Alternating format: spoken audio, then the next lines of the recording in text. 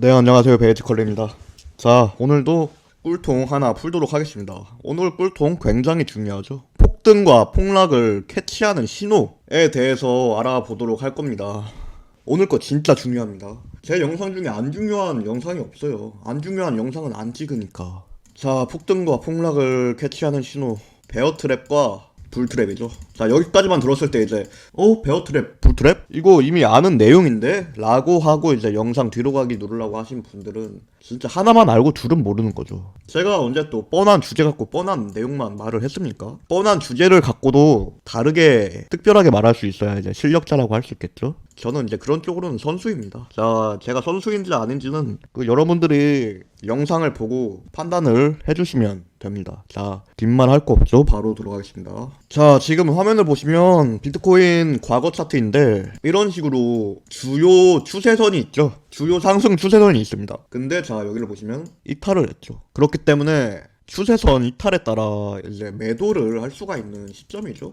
추세선이 이탈했는데 매수를 할 수는 없잖아요, 우리가. 자, 그래서 대부분 매도 관점으로 접근을 했을 겁니다, 여기서. 하지만 차트는 더 이상 추가 하락을 하지 않고 횡보를 했죠. 이런 구간을 이제 베어 트랩이라고 합니다. 베어 트랩. 베어가 뭐죠? 해외에서는 베어를 하락이라고 합니다. 하락. 그리고 불, 이건 상승이고요. 베어 트랩은 하락. 그럼 트랩은 뭡니까? 속임수. 속임수죠. 덫입니다. 덫. 하락, 덫. 뭐다? 하락인 척하는 속임수다. 자, 그리고 속임수 이후에 50% 비트코인은 상승을 하면서 상승장을 준 모습이라고 할 수가 있겠습니다. 자, 이런 식으로 속임수가 나타난 이후에는 역방향으로 크게 밀어버리게 됩니다. 왜 그런지는 이따 설명을 하고요. 일단 설명하기 전에 또 다른 베어 트랩도 한 개 더 보도록 하겠습니다. 자, 이번에는 이더리움 차트입니다. 이더리움도 마찬가지로 2020년도 코로나 빔 때 이런 식으로 추세선을 형성을 했고 그 이후에 추세선 이탈이 나왔죠. 이 추세선을 기점으로 이더리움이 1000% 이상의 상승을 했는데 이 구간에서 이탈하면서 이제는 하락 반전이구나, 추가적으로 하락을 하겠구나 라고 예상이 가능했던 시점이라고 할 수가 있겠습니다. 하지만 이것도 역시나 베어 트랩으로 작용을 하고 마지막 저점이 된 모습이죠. 그 이후에 한 200% 상승을 하면서 신고점을 경신을 했습니다. 자, 그래서 왜 베어 트랩이 나온 이후에는 이렇게 큰 상승을 보여주는가에 대해서 생각을 해볼 수 있겠죠. 베어 트랩으로 세력들이 개미들의 물량을 받아 먹었으니까 그 이후에는 굳이 이제 조정을 거의 줄 필요도 없는 겁니다. 보시면 조정도 안 줬죠. 양봉만 계속 주면서 계속 올랐습니다. 중요한 추세선에 대해서 베어 트랩을 줬기 때문에 여기에서 이미 개미 털기가 끝난 거죠. 그렇기 때문에 그 이후에는 굳이 조정을 줄 필요도 없다라는 겁니다. 세력 입장에서. 여기에서 개미들 던지는 물량 다 받아 먹었으니까 세력들은 그 이후에 개미가 또 타게 하면 안 되잖아요. 기껏 개미 다 털었는데 또 탈 시간을 주면 안 되니까 그냥 계속 올려버리는 겁니다. 이런 식으로. 자, 그러면 이게 추세선만 가능하냐? 아니죠. 자, 지금 화면을 보시면 이때가 언제입니까? 2021년 중순이네요. 21년 중순. 이때 당시에 이제 이런 식으로 하락 채널이 있었는데 하락 채널을 피보나치 채널로 설정을 한 겁니다. 자, 채널을 보시면 0.786 레벨, 여길 잘 보세요. 여길 보시면 계속 0.786 레벨에 닿기만 하면은 이런 식으로 계속 반등을 줬어요. 근데 자, 여길 보세요. 여길 보시면 이탈을 했죠. 그 전에는 이탈을 하더라도 꼬리만 남기고 전부 다 이렇게 다 올려버렸습니다. 그쵸? 근데 여기에서는 정확하게 종가로 이탈을 했습니다. 그쵸? 이런 경우도 뭐다? 특이점 구간이다.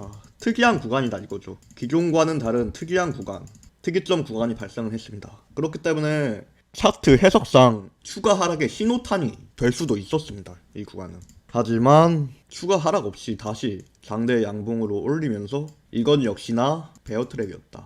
베어 트랩 이후에는 어떻게 된다? 거의 조정 없이 급속도로 상승을 하게 됩니다. 왜냐면 베어 트랩에서 이미 개미들의 물량을 흡수했기 때문에 또 다시 개미를 탈 시간을 주면 안 된다는 거죠. 그리고 이거는 이제 이런 피보나치 채널 뿐만 아니라 가로줄 관점으로 접근을 했을 때도 여기 지지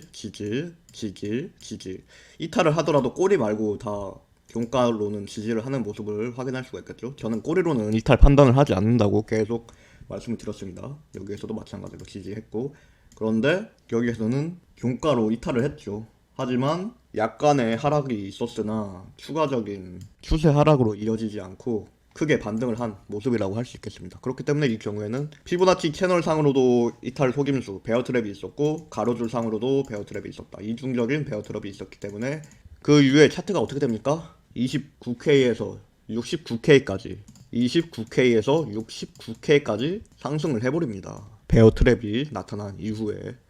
그쵸? 자, 그리고 레전드 베어 트랩도 하나 보여드리겠습니다. 자, 이거 보세요. 주봉입니다. 주봉. 기간이 굉장히 길어요. 주봉입니다. 자, 비트코인이 과거에 이런 식으로 1000일 거의 3년 정도 되는 삼각수렴을 형성을 했었습니다. 근데 자, 여기 보세요.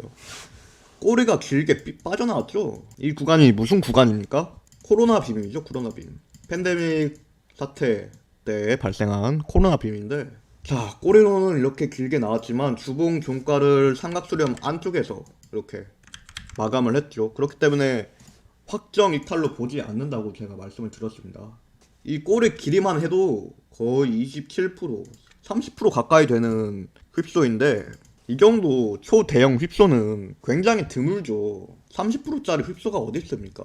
이런 경우는 제가 코인을 하면서 본 적이 없습니다. 근데 결국 중요한 사실은 삼각수렴의 안쪽에서 종가를 맺었다는 것. 즉 종가 지지를 받았다는 겁니다. 종가 지지를 받았고 그 이후에 어떻게 됐습니까? 차트가. 여러분들이 다 아시죠? 이제부터는. 계속 그냥 오르기만 했다는 거죠. 종가 맺은 시점은 5K대고 꼬리까지 하면은 3K대입니다. 여기서부터 비트코인이 뭐 1600% 상승을 했죠. 이 정도 레전드 개미털기, 그러니까 베어 트랩이 나오니까 레전드 상승이 나온다는 거죠. 휩소가 레전드면은 상승도 레전드로 나오게 됩니다. 자, 그러면 이게 베어 트랩만 가능하냐? 그것도 절대 아니죠. 자, 멀리 갈 것도 없이 이런 최고점에 대해서 저항선을 설정했을 때 이 새로운 최고점이 종가로 돌파를 했습니다. 두 번이나 종가를 돌파했지만 이게 추가적인 상승으로 이어지지 않고 하락으로 차트가 향했죠. 최고점 돌파에 의해서 이제 추가 상승을 바라볼 수 있는 상황인데 차트는 여기에서 개미들한테 물량을 싹 넘긴 다음에 최고점을 형성하고 대하락장을 시작했다 라고 할 수가 있는 겁니다. 그쵸? 자, 이때도 마찬가지로 보시면 이런 추세선, 긴 꼬리 추세선에 대해서 돌파를 했는데 추가적인 상승으로 이어지지 않았죠. 바로 다음 봉에서 음봉으로 재이탈을 하면서 베어 트랩 가능성이 열리게 되는 시점입니다. 그리고 그 이후 비트코인은 어떻게 됐습니까? 반등도 없이 그냥 마이너스 50% 반토막을 해버렸습니다. 자, 이런 식으로 트랩성 무빙이 나온다. 그러면 그거는 큰 무빙, 신호일 수 있다 라는 겁니다. 그쵸? 자, 그리고 제가 지금까지 좀 큰 프레임에서만 얘기를 했어요. 그러면 작은 시간대, 단기적인 차트에서는 이게 안 통하는가? 그것도 아니죠. 자, 지금 차트를 보시면 4시간 봉입니다. 4시간 봉. 4시간 봉상에서 이런 저항대, 저항선에 대해서 돌파를 했죠. 종가 기준으로 돌파를 했습니다. 자, 그럼 이후 상황을 보겠습니다. 자, 이후에 이런 식으로 음봉으로 재이탈을 했죠. 재이탈. 저항선 돌파에 의해서 추가 상승을 바라볼 수 있는 시점이었는데 종가로도 완벽하게 돌파를 했음에도 불구하고 그 다음 봉에서 재이탈을 했다. 이거 뭡니까? 불트랩이죠. 불트랩. 마치 차트가 더 상승할 것처럼 보여주지만 실제로는 하방으로 향하기 직전에 나타나는 움직임. 뭐다? 불트랩. 오케이. 자, 그럼 그 이후에 어떻게 되겠습니까? 트랩 이후에는 제가 어떻게 된다 했죠? 반대 방향으로 엄청 크게 밀어버린다 라고 했습니다. 자, 그럼 그 다음 상황 보겠습니다. 이런 식으로. 그쵸? 반대 방향으로 엄청나게 크게 밀어버린다는 거죠. 왜?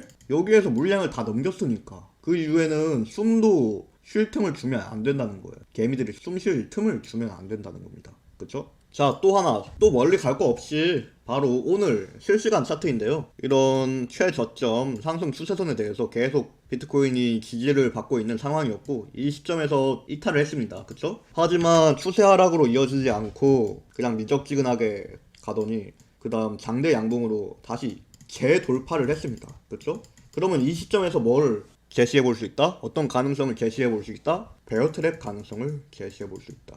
이 구간이 베어 트랩이었음에 대해서 이야기해 볼 수 있는 시점인 겁니다. 그리고 베어 트랩은 뭘 야기한다? 어떤 걸 야기합니까? 큰 상승을 야기한다. 그쵸? 큰 상승.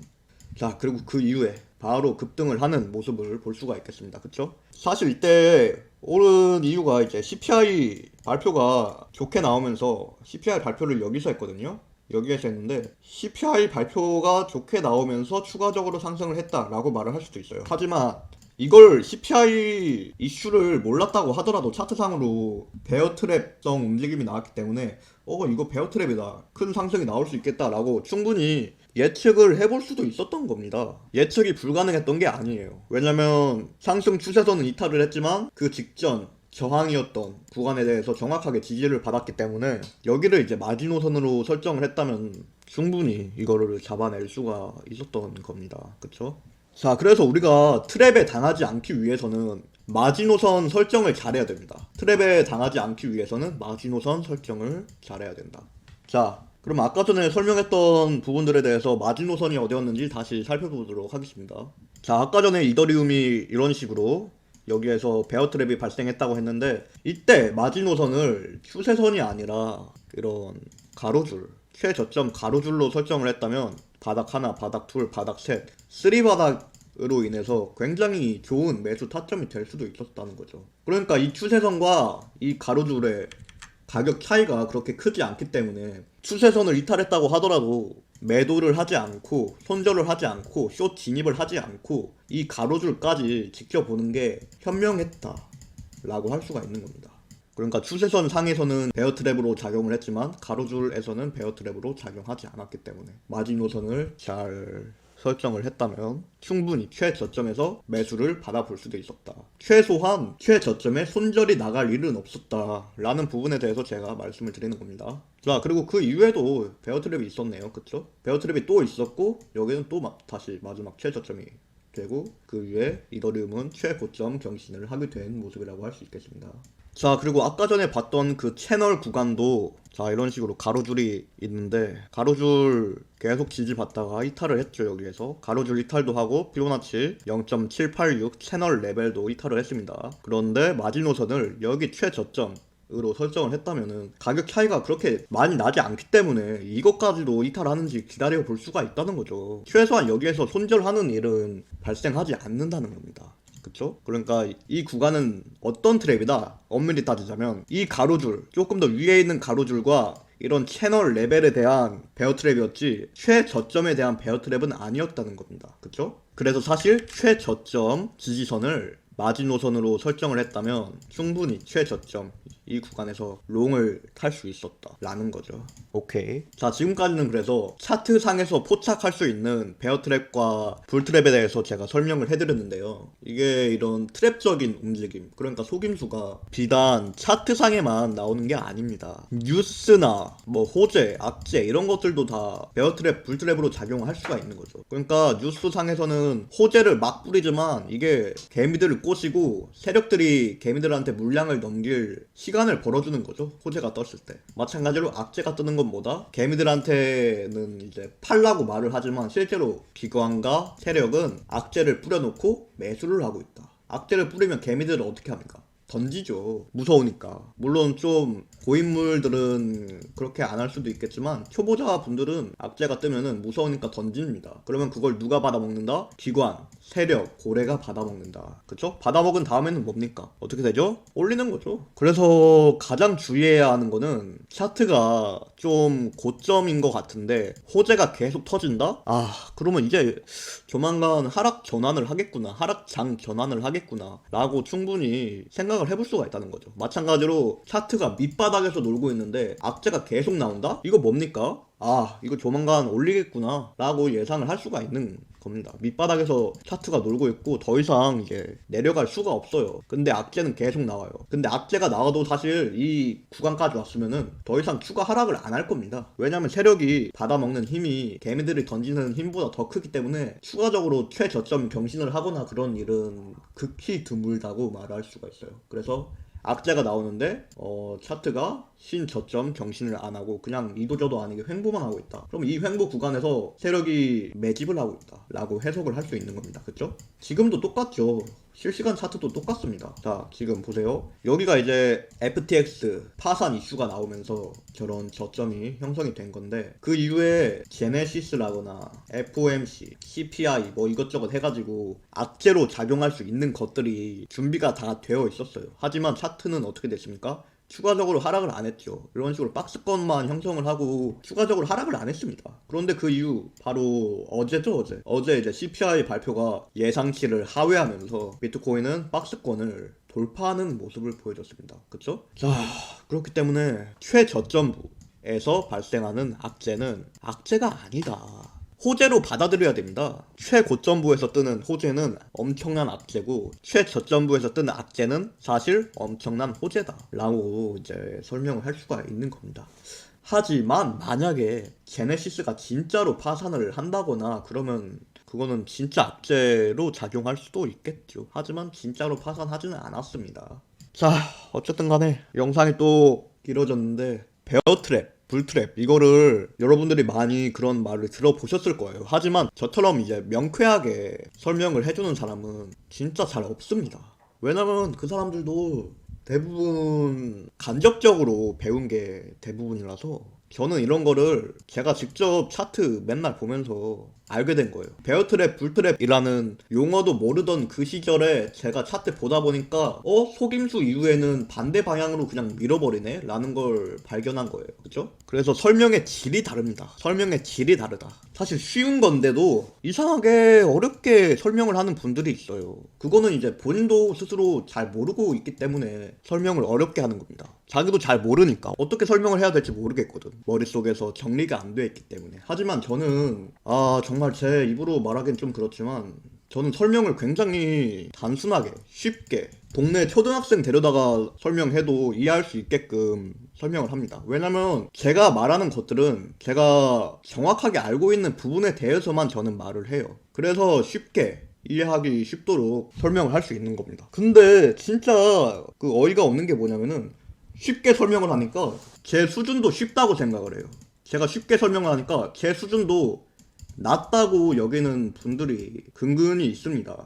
사실 쉽게 설명을 할 수 있는 것도 굳이 어려운 말 써가면서 설명을 하는 사람들한테는 가가지고 뭐라고 하냐면 전문가님, 프로님 이런 식으로 말을 해요. 참 이해가 안 되네요. 쉽게 설명을 못 한다는 거는 자기도 모른다는 겁니다. 참 신기한 세상입니다. 그쵸? 오케이. 말이 더 길어지기 전에 여기에서 영상을 마무리하도록 하겠고요. 그 영상 좋아요, 구독, 댓글, 알림 설정 깔끔하게 해주시길 부탁드리겠습니다. 제가 인기가 많아지면은 더 좋은 영상들을 가져왔으면 가져왔지 더 구린 영상을 가져오진 않습니다. 제가 인기를 많이 얻을 수 있도록 도와주세요. 오케이.